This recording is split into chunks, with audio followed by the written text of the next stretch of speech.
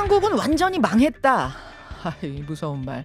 얼마 전 캘리포니아대 조앤 윌리엄스 명예교수가 한국의 출산율 수치를 보고 한 말이죠. 평생 여성 한 명이 낳는 아이의 수 0.72명.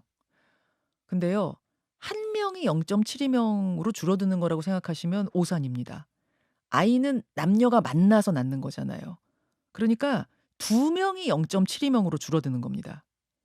이런 식의 패턴으로 줄어들고 하다 보면 국가 소멸은 생각보다 더 빨리 올 수도 있다라는 얘기죠.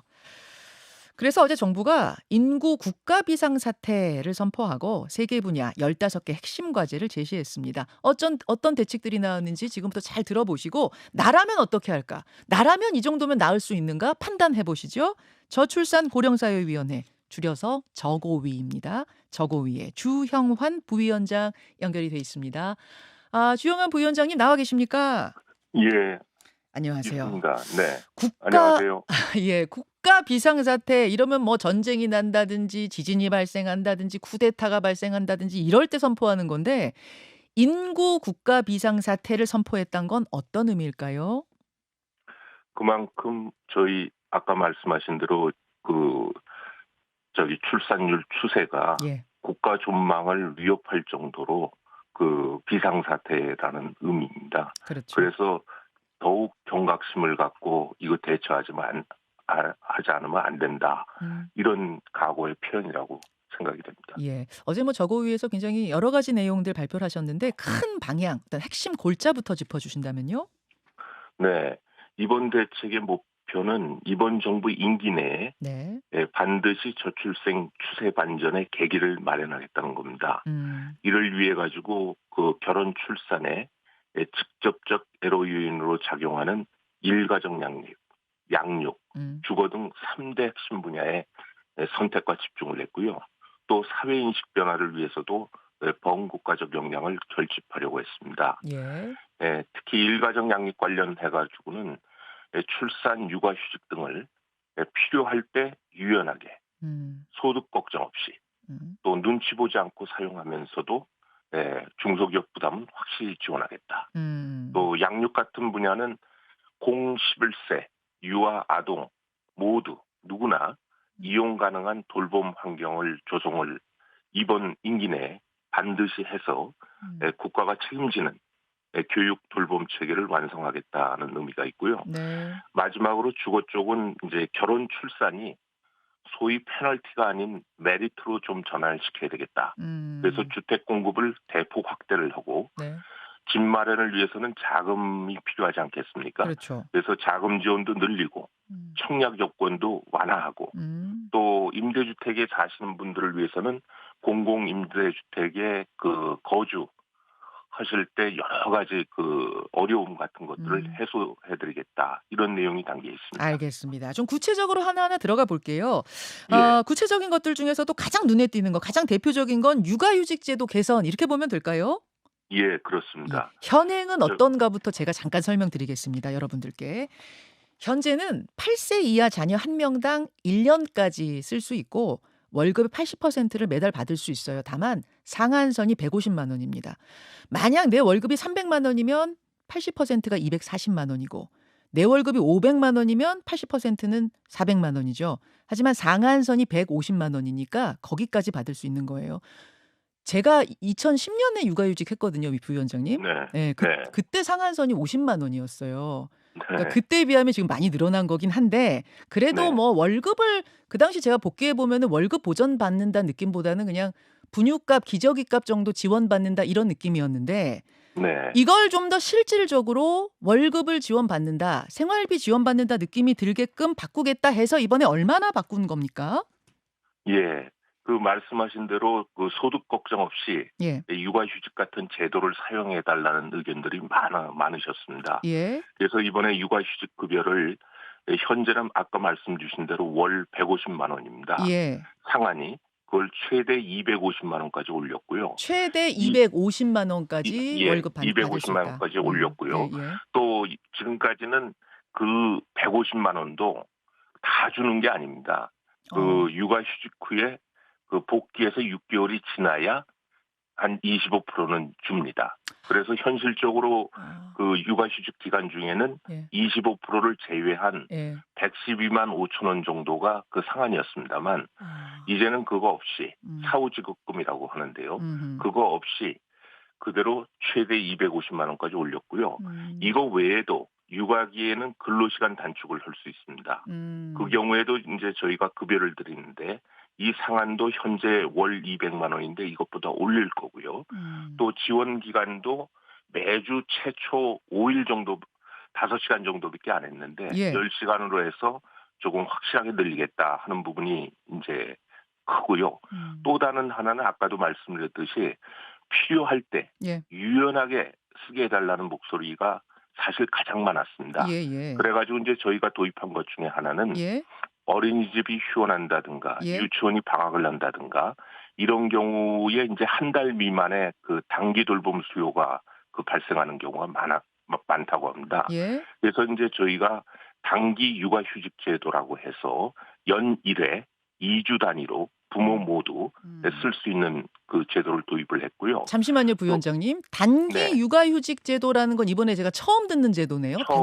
처음 만든 제도입니다. 년 아, 1회, 년 1회 연 1회 2 2주 주를 쓸 수 있다? 단위로 아 네, 아. 부모가 각각 그 1회씩 사용할 수 1 회 있습니다. 그래서 휴가랑 연계해서 사용하면 보다 많은 시간을 이제 가족들과 할애할 어. 수 있게 되고요. 근데 부위원장님, 네. 사실은 지금 연차니 월차니 이런 것도 못 써서 나중에 보면 남는 경우가 허다한데 2 주를 더 줘 봤자 이거 자유롭게 쓸 수 있을까 싶은데요?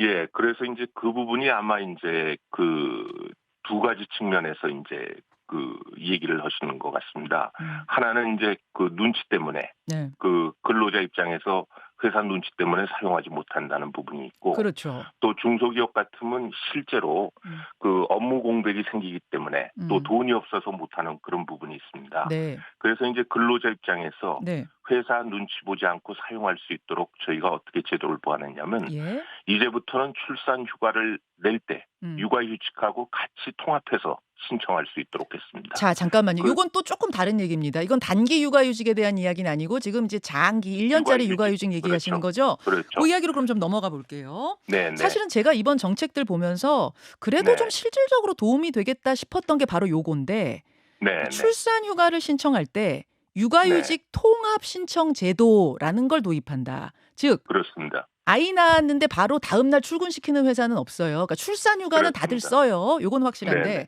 다만 육아휴직을 쓰는 게 눈치가 보인단 말이죠. 그렇죠. 그래서 이제부터는 한꺼번에 예예. 예.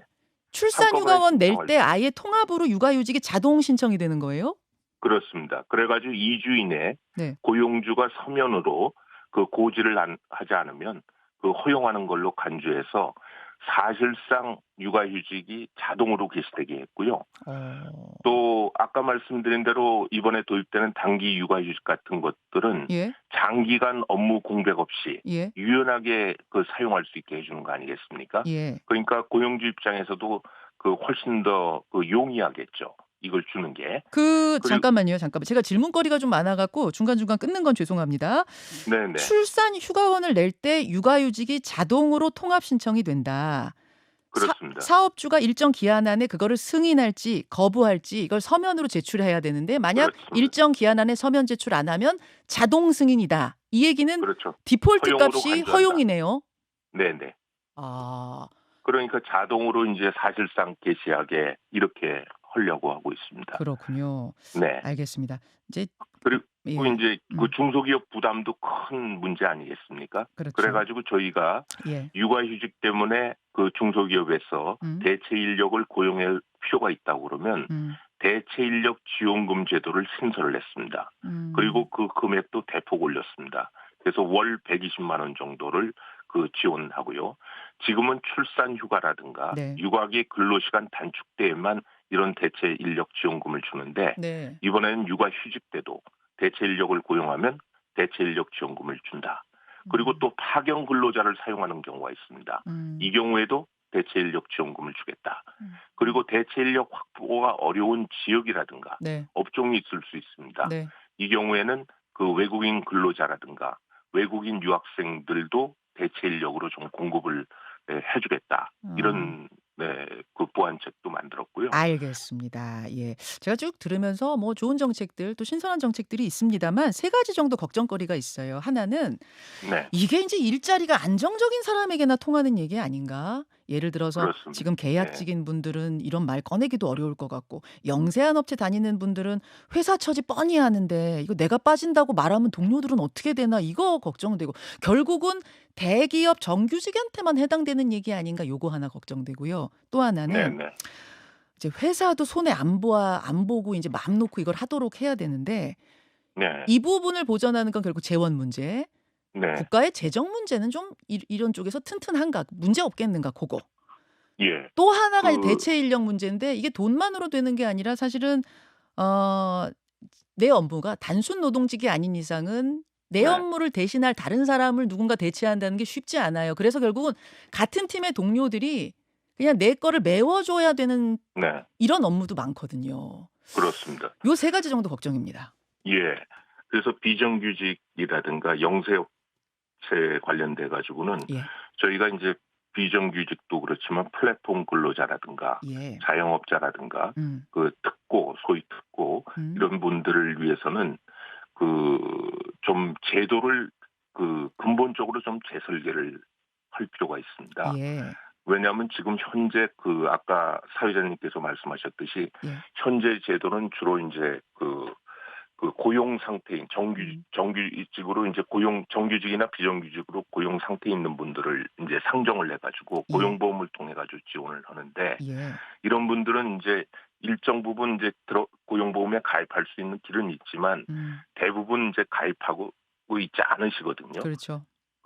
그래서 이런 분들을 위해 가지고는 어떤 식으로 그 지원해 드리는 게 가장 효율적인가 해 음. 가지고 그 재원 또 지원하는 방식 뭐 음. 이런 것들을 저희가 이미 관계부처와 그 저희 국제 연구기관들로 그 음. 타스크포스를 구성을 했습니다. 네. 그래서 연말까지 소위 이런 사각지대에 해당되는 분들을 음. 어떻게 육아휴직이라든가 예. 이런 거 관련돼 가지고 음. 그 정규직 그 근로자와 유사하게 또 준하게 지원할 수 있는지 그 대안을 그 대책을 마련하려고 하고 있고요. 아 그러니까 "이것이 사실 대기업 정규직한테 쪼금 맞춰진 거 아니야?"라는 비판에 대해서는 뭐 알고 계시고 그래서 그럼요. "사각지대에 있는 분들을 위한 대책은 연말까지 쪼끔 더 낼 것이다." 그 그렇습니다. 왜냐하면 말씀이세요? 예. 그것은 그 재원도 많이 소요되고 예. 또 지금과는 다른 스킴으로 해야 됩니다. 다른 방식으로. 예. 그래서 조금 더 연구와 논의가 필요하기 때문에 음. 그렇다고 정부가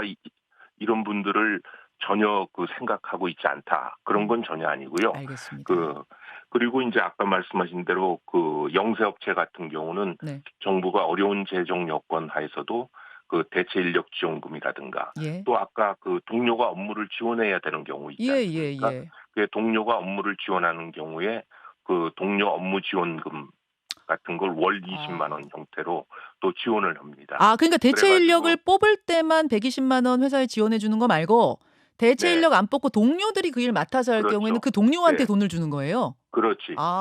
동료한테들도 그 좀 줘야 그 맞아요. 육아휴직을 하시거나 근로시간 단축하시는 분들이 덜 조금 미안하죠. 덜 미안하지 않겠습니까? 맞아요. 예. 그래서 그런 부분도 또 지원을 해 드리고 어. 보다 근본적으로는 예. 이제 인제 중소기업의 경우에도 음. 인력 미스매치 시대가 아니라 음. 이제는 인력 부족 시대가 될 겁니다. 음. 인력 부족 시대에서 그 젊은 인력이라든가 인재를 유치하기 위해서는 인사 노무 관리가 일가정 양립이 되는 방향으로 그 개선할 필요도 있다. 예. 이게 알겠습니다. 이거는 일종의 머스트 같은 거고요. 네 반드시 해야 정부가 된다. 그것이 원활하게 음. 왜냐하면 중소기업이라든가 영세업체는 어려우니까 음. 그래서 그 도와드리는 차원에서 동료 업무 지원금이라든가 음. 대체 인력 지원금이라든가 또 유연근무 같은 걸 하게 되면 재택근무라든가 네. 출퇴근 시차제 같은 걸 하게 되면 또 장려금도 음. 월 30만 원씩 이렇게 예. 그 지원도 해드리고 예. 또 유연근무에 적합한 인사 노무 관리 체계를 예. 어떻게 만들지 컨설팅도 해드리고 알겠습니다. 또 그 잠시만요, 시스템도 부위원장님. 네, 정책이 워낙 많은데 제가 오늘 다 설명드릴 시간은 없어서 조금 더 네네, 관심을 많이 가지고 계신 부분만 좀 예, 뽑아서 예, 질문을 드릴게요. 돌봄 네네, 이야기로 넘어가겠습니다. 예, 육아휴직이란 건 뭐 길어야 1년이고 결국은 아이가 혼자서 밥 먹고 학교 가고 생활할 때까지 적어도 초등학교 때까지는 누가 돌봐줘야지 일을 하거든요. 그렇습니다. 이번 정책은 초등학교까지는 국가가 돌봐드리겠습니다. 이런 거라고요? 그렇습니다. 예. 지 그래 예. 지금도 사실은 초등학교 때까지 국가가 돌봐드리겠습니다. 이런 캐치프레이즈는 제가 있었던 걸로 알아요. 이제 문제는 어린이집하고 초등학교 방과 후 학교가 얼마나 양질로 알차게 운영이 돼서 정말로 엄마가 걱정 없이 아빠가 걱정 없이 어린이집 보내고 또 학교 방과 후 학교에 청 맡겨 놓고선 일할 수 있느냐 이 문제일 것 같은데 이 사실은 그렇습니다. 특히 방과 후 돌봄학교 같은 경우에는 가 보면은 뭐 우리 애만 덩그러니 숙제하고 있고 그래서 결국은 그렇죠. 아이를 네. 학원으로 뺀다든지 아니면 뭐 네. 조부모님이 돌봐주시게 한다든지 이런 경우도 꽤 많거든요. 예예. 어떻게 생각하세요? 예. 지금 지적하신 대로 그런 부분들이 인제 가장 문제이기 때문에 예. 정부가 그 영유아에 대해서는 예. 내년 5살 5세 아동을 시작으로 해 가지고 임기 내 음. 3-4 세까지 무상교육, 무상보육을 실현하려고 합니다. 음. 이번 6월 말에 유보 통합을 하게 됩니다. 네. 이걸 통해 가지고 원하는 시간만큼 유치원, 어린이집을 이용할 수 있도록 운영 시간을 아침 7시 에서 저녁 7시 반 아침 7시 반에서 저녁 7시 반까지 확대를 하고요. 음음. 아까 말씀하신 대로 그 품질 높은 또 네. 신뢰도 높은 어린이집이라든가 유치원 운영을 위해서는 음. 교사 대 영유아의 비율을 개선하는 게 절실합니다. 음. 그래서 영세반 같은 경우에는 보통 영아 3명당 1명이었었는데요. 네. 임기 내에 이걸 영아 2명당 1명으로 바꾸고요. 어. 3-5세 반의 경우에도 지금 평균적으로 12명에 1명 교사가 있는데 네네. 이걸 8명 대 1명 교사로 바꾸려고 합니다. 그렇게 음. 되게 되면 인제 그 프로그램 질이라든가 이런 음. 것들이 많이 나아질 거고요. 수도 초 많아지나요? 지금도 국공립 어린이집은 가려면 몇 년씩 줄 서고 막 이래야 되는데 수도 좀 많아져야 되거든요. 그렇습니다. 그래 가지고 저희가 국공립 어린이집 같은 경우는 예. 민간 어린이집이 원하는 경우에는 예. 인제 민간 어린이집 같은 경우에는 인제 경영이 어려워 가지고 음. 많이 인제 폐업하시려고도 하고 있거든요. 음. 그래서 원하는 민간 어린이집 경우에는 네. 국공립 어린이집으로의 전환을 저희가 지원하려고 하고 예. 있고요. 네. 그래서 그 임기 말까지 예. 최소한 국공립 어린이집을 이용하는 어린이의 수를 전체 대상 어린이의 수의 예. 한 50%까지 늘리려고 하고 있고요. 절반. 초등학교 아까 말씀하셨는데 초등학교에 인제 방과후 프로그램을 늘봄학교라고 하는데 맞아요. 이것을 올해는 이제 1 학년, 음. 내년에는 2 학년, 음. 그다음에 2026 년까지는 전 학년으로 확대를 하고요. 어. 또 임기 내에 네. 여기서 인제 방과후 프로그램도 무상으로 운영하는 것도 단계적으로 확대하고 특히 아까도 말씀 주셨습니다만 학부모들이 인제 불가피하게 학원을 보내시면서 가장 많이 인제 보내는 학원이 영어 학원이 아니겠습니까? 음. 그래 가지고 유치원, 어린이집 그리고 방과 후 초등학교의 늘봄학교의 경우에는 네. 저학년의 경우 예. 놀이형으로 해 가지고 영어 교육도 저희가 그 이 이번에 인제 음. 소개를 하려고 하고 있습니다. 프로그램에 알겠습니다. 반영을 하려고. 네. 알겠습니다. 예. 지금 이제 육아휴직 이야기, 돌봄 이야기 들었는데 지난 총선 때 여야 할 것 없이 현금성 지원책을 공약으로 내세웠었거든요. 민주당은 예. 자녀 3명 낳으면 1억 주겠다. 국민의힘은 네. 3 명까지 대학 등록금 면제해 주겠다. 이런 것들. 네. 이런 네. 부분도 혹시 논의가 됐습니까? 예. 다자녀 가구의 경우에는 이번에 소득 구구항까지는 예. 등록금 지원을 하려고 하고 있고요. 음. 다만 이제 현금 지원의 경우에는 그 자체에 대해서도 찬반이 있지만 실효성에 대해서도 찬반이 있습니다. 음. 얼마 전에 이제 네. 기업에서 1억 원을 이제 지원한다고 예. 해서 저희가 직원들한테. 이제 현금 지원 문제에 대해서도 한번 고민을 해 봤었는데 네. 많은 전문가 또 많은 분들이 경력 단절되는 환경 음. 또 육아를 하려는데 독박 육아가 되는 환경에서 음. 돈만 준다고 해서 이게 해결이 되겠느냐. 음. 오히려 그 돈이 있으면 아까 소개 드렸듯이 일가정 양립 해 가지고 음. 애와 함께 있는 시간을 지원하는 데 좀 써주는 게 오히려 더 바람직하지 않냐. 아. 이런 얘기가 있어서 이번에는 저희가 이번에 신규로 네. 확대되거나 네. 도입되는 사업, 예산 사업, 특히 국비 예산 사업의 음. 80% 이상을 일가정 양립 부분에 알겠습니다. 썼다. 이런 알겠습니다. 말씀을 올리겠습니다. 사실은 좀 이제 근본적인 대책도 나와야 되는 게 아니란 지적은 있었어요. 예를 들면은 서울대 조경태 교수는 이런 지적하시더라고요. 일자리도 네. 학교도 수도권에 집중되면서 경쟁이 엄청나게 치열해지고 그 극도의 경쟁 속에서 내 몸 하나 건사하기도 힘든데 왜 아이 낳아야 돼? 이제 이런 얘기를 젊은이들이 많이 한다는 얘기죠. 그래서 네. 수도권 집중 현상, 지역 균형 발전 이런 근본적인 처방도 반드시 같이 나와야 한다는 거. 요런 부분에 대한 좀 대책도 마련해 주십사 저도 부탁드리고요. 예, 부위원장님. 그렇게 하려고 저희가 이번 대책에도 반영을 했는데 음. 당장 이번에 이제 발표하는 것이 아니라 네. 이제 매월 저희 저고위를 인구 대책 비상회의로 이제 전환하지 않았습니까? 예. 그래가지고 그걸 통해 가지고 연내에 음. 아까 말씀 주신 수도권 집중 억제, 네. 그다음에 뭐 지역 균형 발전 네. 외에도 예. 좋은 일자리를 어떻게 창출할 건지. 음. 사실 좋은 일자리가 적고 음. 그것이 수도권에 집중돼 있기 때문에 저출생 문제가 발생하는 근본 라고 원인. 저희는 네. 보고 있습니다. 맞습니다. 왜냐하면 그렇다 보니까 좋은 학교를 들어가야 되니까 사교육을 많이 할 수밖에 없고 그렇죠. 또 수도권에 사람이 몰리다 보니까 집값이 또 올라가고 경쟁 압력이 심리적으로나 물리적으로 굉장히 큽니다. 그래서 이런 부분을 어드레스하지 않고서는 알겠습니다. 저출생 문제를 예. 근본적으로 해결할 수 없기 때문에 예. 저희가 연말까지 하나하나 그런 대책들을 강구해 나갈 것입니다. 부위원장님 오늘 여기까지 설명 잘 들었습니다. 고맙습니다. 네, 고맙습니다. 저출산 고령사회위원회 주형환 부위원장이었습니다.